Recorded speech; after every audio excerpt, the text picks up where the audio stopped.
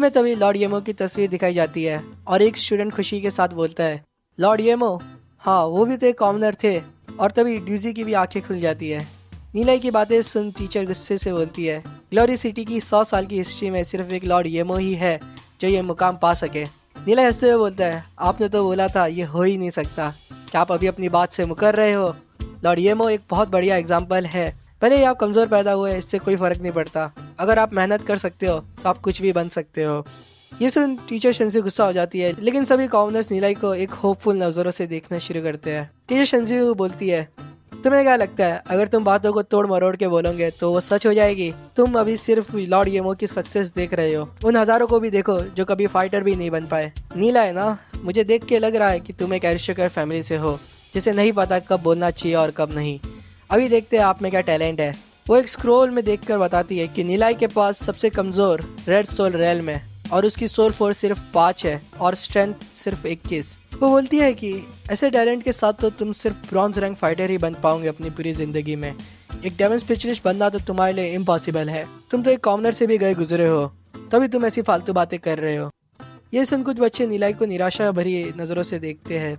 शेन्यू ये सुन अजीब सी मुस्कुराहट से सोचता है, ऐसे कचरे लोग ही ऐसी छोटी सी क्लास में होते हैं। अगर येजुन नहीं होती तो मैं ऐसी क्लास कभी ज्वाइन नहीं करता। टीचर गुस्से में बोलती है, तुम्हारा जो टैलेंट है उससे तो तुम्हें तुम्हारी फैमिली में भी कोई नहीं पूछेगा। ये सुन नीलाई का कूल टूट जाता है और वो बोलता है, टीचर आपको क्या लगता है किसी की सोल रियल उसका फ्यूचर बता सकती है? आप जिस तरह से बोल रहे हो उससे तो ऐसा लगता है कि आप सिर्फ गिफ्टेड लोगों के साथ ही हो और कमजोरों की तो आप सिर्फ बेइज्जती करना चाहते हो और फिर भी हमें दुनियादारी का ज्ञान बांट रहे हो। टीचर शंजी ये सुन के सोचती है, ये सिर्फ अपनी कमजोरी को छुपाने के लिए ऐसी बातें कर रहा है। फिर वह बोलती है कि चुप हो जाओ, कौन हो तुम जो अपनी टीचर का ऐसा उल्टा बोलने की हिम्मत रखते हो? नीला बोलता है कि मुझे तो आपको टीचर बोलने में भी शर्म आती है। मुझे विश्वास है कि इसी क्लास में बहुत ऐसे बच्चे होंगे जो आपकी सोच के परे निकल जाएंगे और बहुत बड़े मुकाम हासिल कर लेंगे। हमें प्यार से समझाने की जगह आप ऐसी बातें करके बच्चों को नीचा दिखा रहे हो। आप तो टीचर होने के भी लायक नहीं हो। हालांकि मेरे में टैलेंट कम है तो क्या, एक दिन ऐसा आएगा जब मैं एक लेजेंड रैंक डेमन स्पेशलिस्ट बन जाऊंगा और ग्लोरी सिटी की सबसे खूबसूरत लड़की से शादी करूंगा। ये सुन येज़ू नीलाई की तरफ देखती है और शर्म के मारे उसका चेहरा लाल हो जाता है, लेकिन शंजी को ये बात अच्छी नहीं लगती।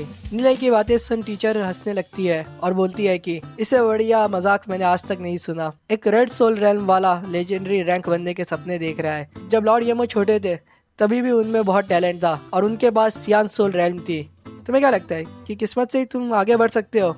बकवास, अपना मुंह चलाने से अच्छा है तुम अपनी पढ़ाई पे ध्यान दो। नीलाई बोलता है, मुझे पता है आपको ये बातें समझ नहीं आएगी, लेकिन एक दिन मैं आपका मुंह बंद करके रहूंगा।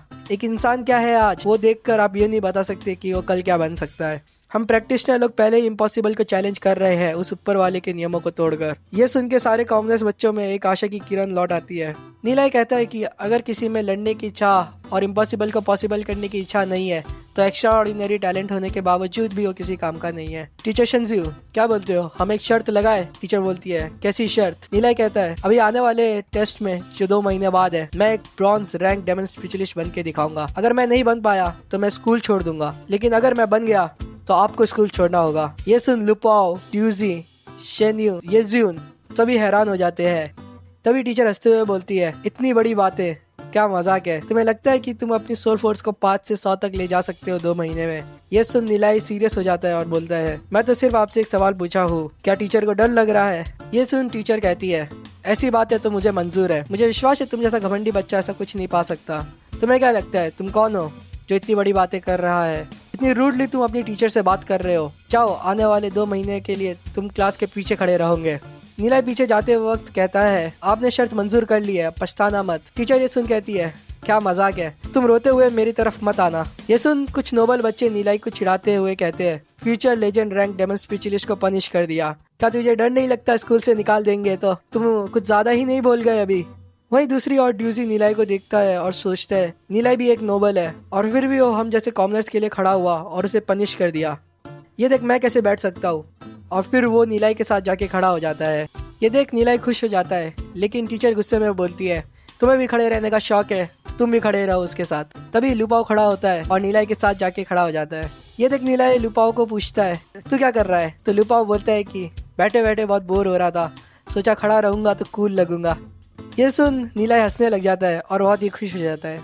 कुछ और कॉमनर बच्चे भी ये देख नीलाई की तारीफ करते हुए कहते हैं, यही है जो हम जैसे कॉमनर्स के लिए खड़ा हुआ है और इतनी बड़ी बेट भी लगा दी। नीलाई एक भरोसेमंद इंसान लगता है। हाँ, मैं भी नीलाई का साथ दूंगा एंड तक। तभी 3 और कॉमनर भी नीलाई के साथ खड़े हो जाते हैं। ये देख नीलाई सोचता है, इतने भाइयों के साथ खड़ा रहना इतना भी बुरा नहीं है।